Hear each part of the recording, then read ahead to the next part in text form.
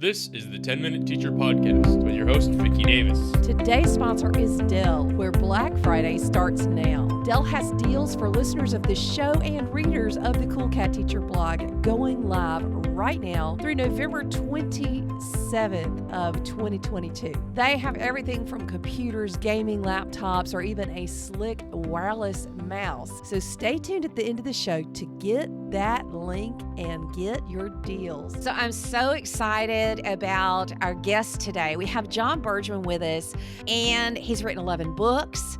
He's in his 36th year in education, 28 years teaching, Jon. That is so awesome. And you're back in the classroom, aren't you? Full-time high school science teacher. And I also love the fact that he's just released a new book in October 22, the Mastery Learning Handbook, which debuted as the #1 new release in curriculum and instruction. So, Jon, for those who follow you, they know, okay, you're the flipped classroom guy, right? One of the two guys who helped create that. But now you're talking mastery learning. So talk us through the transition and what does mastery learning mean? So mastery learning is a simple idea, right? You have to pass a driver's test in order to get your driver's license. But if you fail it, you take it again. And so that's the big idea of mastery learning, is that if a student fails a test, right, so a summative assessment, then they take it again until they reach mastery. And it's just an amazing way to teach. It works. There's research. There's thousands of teachers across the world using the model. It's amazing.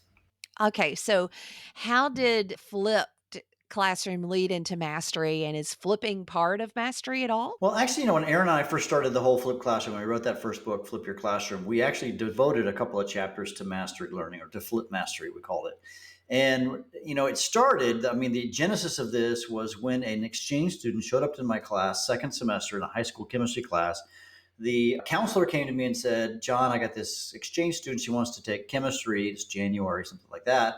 And I said, "She's had chemistry before?" And he said, "No." And I said, "Well, then she can't." And then I paused and I said, "Well, we just started the whole flipped classroom." Well, she's got these videos. She could start at like unit 1 and kind of work through it. And she got through like 3/4 of the content in a semester. And that's when Aaron and I began to say, well, what if we kind of did a mastery thing? And so we started playing around with mastery, but then my trajectory, the flipped classroom thing exploded. And then I did the whole kind of world travel thing. But I always felt like mastery really was the better way to go. And then when I felt called to come back to the classroom, and I came back to the classroom in 2019, I knew that I was going to teach via mastery. Pick one of your classes. Let's say your hardest class. What's the hardest class you teach right now, Jon? I teach chemistry and physics. Oh, both of them. So pick either one.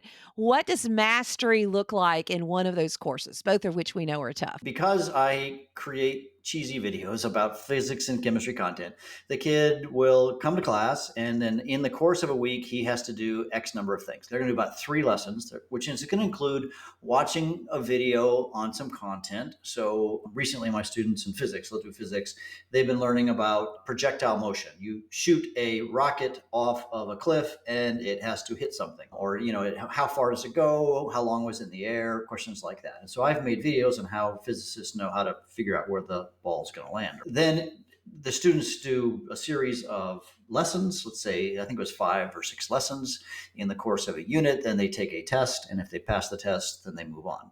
Part of the test, for example, on this one was they actually had to hit something. So we have this little launcher and they have to actually shoot the launcher. And I've got video of them putting a round object, 2 inches round, and then they shoot the launcher and they have one shot and they hit it on the first attempt. So how long does it take you to sort of restructure from the quote traditional setup for chemistry or physics into more of a mastery model? That's a good question. So I have worked with a lot of teachers, in my sort of other hat as flip learning / mastery learning guru guy. What I do with schools is I kind of will take them through a process of learning some of the basics of flipped, because flipped allows this to happen. So you need to learn some of the basics of flipped learning so that you can then do the mastery learning cycle. So I think it's a 2-year-long process, probably, for most teachers. Now, if you're a brand new teacher coming out of the door, I'd say just start teaching this way. Do you ever get pushback on mastery learning? There was some, a little bit, but, I've had such great success with my students that, the parents are all on board. What kind of pushback is it? At first, it's just because it's different. I think it's more that. But, when I explain that, that your student's going to get multiple opportunities. It's my job. I'm your kid's teacher coach, and I want them to learn. And, especially maybe in what I teach, chemistry and physics, the parents even though I'm at a high performing high school, the parents know they can't teach their kids chemistry and physics, even though they all probably had it, but they don't remember it from high school.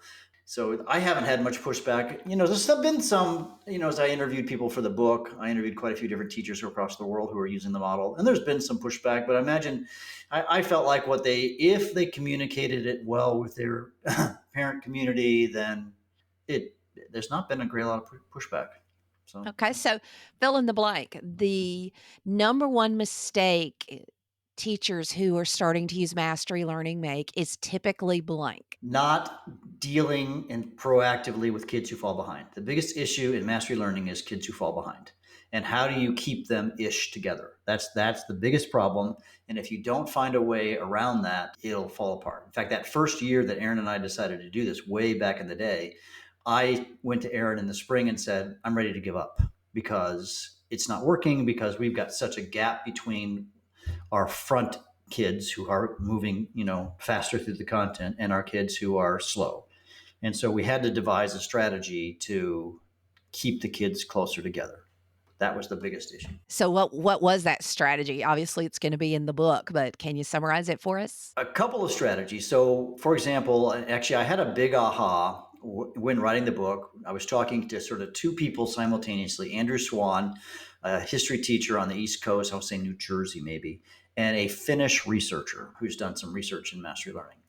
And I finally came to one of the things I've discovered is that Mastery especially works well. This research says this especially works well for the kids who are behind, not as well for the advanced kid. And that was my experience. And so I thought, well, how do I do this? And what Andrew does is he has different levels of mastery. And so to get an A, you do X, Y, Z. To get a B, you get X and Y. And so you have to really make some decisions curricularly. What's the essential objectives and what are the nice to know objectives? So my students have a choice between taking, one of three different tests: the deep understanding test, where I really go all out and ask the hardest questions I can think of, the clear test, and then the basic test. And so you have to make a decision. What's super important that every kid learn, and what is the nice to knows? And so identifying essential objectives is key. So they actually literally get a different test to test for mastery at the summative test level. Wow. And that would be what I would think parents would probably push back on, huh? Yeah, some of them are a little confused about that, but most of my students, I don't know most. It depends on the test. This last test, like say in chemistry, was a particularly hard test. And actually, in the book, I talk about 3 levels, and at this stage, I've decided to move to 2 levels. And what I found is that this test, it's been like 30 hard tests and 70% easier test. But the previous one, it was reversed. And then part of it is just the content was just, it's more difficult that we're in right now. And I have a feeling the next test, it's going to be back to more deep test kids. So what do you do with that student who is not shooting high enough that you think they can really understand the deep content, but they're going a little easier? Do you ever have conversations with those students? Absolutely. And then that's when I again, part of that is about, being a good teacher and building a relationship with the kid. And when you build a relationship, you can challenge and say, "And why are you playing it low? You can play higher. Why not? Why aren't you doing this?" And As you talk to some of the top academic schools and administrators are listening to you talk and they're thinking about getting the book, which is a great book to get, and they say, okay, Jon, I'm willing to try this at least in a course or two. What is there any low-hanging fruit, like a course or two that you think, yes, this is a pretty easy win. Let's, if you have a teacher on board that can do it, where would those courses be? well, I mean, again, the research has said that mastery learning works best with lower achieving students. So I've been having conversations with some of my math teachers at my school who teach some of our lower level math classes. And that's where I think that would be a good low hanging fruit, especially if it's a kind of a skills based course where there's certain skills that you need to learn. I think mastery learning it's a little bit easier to implement it there than a more open ended class where there isn't a set of specific learning outcomes. I think it makes it harder. I mean, like say take a high school English class where it's a lot more conversation and whatnot. I think it's a little harder class to do flip mastery than it is, say, a high school algebra class.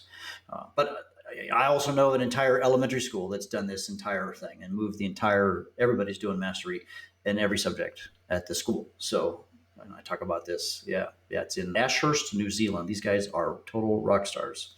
So. Okay, so the book is the Mastery Learning Handbook. Are there any other communities of learners or educators that are kind of having conversations around this topic? And where should educators go to jump in?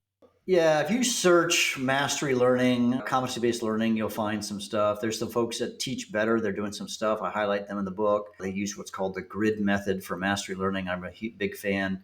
There's another organization called the Mastery Transcript Consortium, where they're trying us to rethink how we even think about transcripts. We have these transcripts with A, B, C, Ds, 4.0s, whatever, and they think we need to completely rethink how we do. If you just even Google competency-based learning, there's so many good organizations out there doing great work with competency-based learning.